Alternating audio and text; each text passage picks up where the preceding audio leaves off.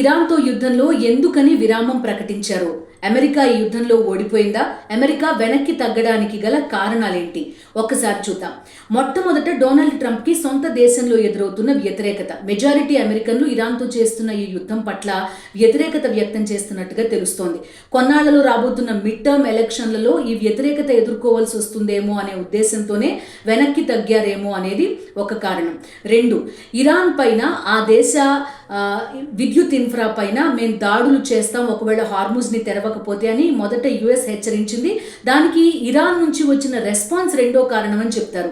ఎందుకంటే గల్ఫ్ దేశాల్లో ఉన్న డీశాలినేషన్ ప్లాంట్లు విద్యుత్ ఇన్ఫ్రాలని లక్ష్యంగా చేసుకుని మేము కూడా దాడులకు పాల్పడతామని ఇరాన్ చెప్పింది. సో ఇప్పటికే అతలాకుతలమైపోయి ఉన్న గల్ఫ్ దేశాలు ఈ దాడి కనుక జరిగితే తీవ్ర ఆర్థిక సంక్షోభంలో కూరుకుపోతాయి.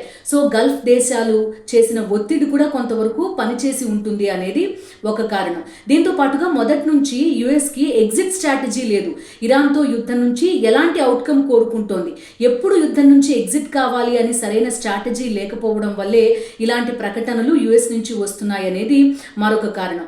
దానికి తోడు ఇరాన్ ఇంతకాలం పాటు సుదీర్ఘ యుద్ధాన్ని కొనసాగిస్తుందని కానీ ఇలా ఎసిమెట్రిక్ వార్ తోటి తన వార్ స్ట్రాటజీని పటాపంచలు చేస్తుందని కానీ యుఎస్ మొదటి నుంచి గుర్తించలేకపోయింది.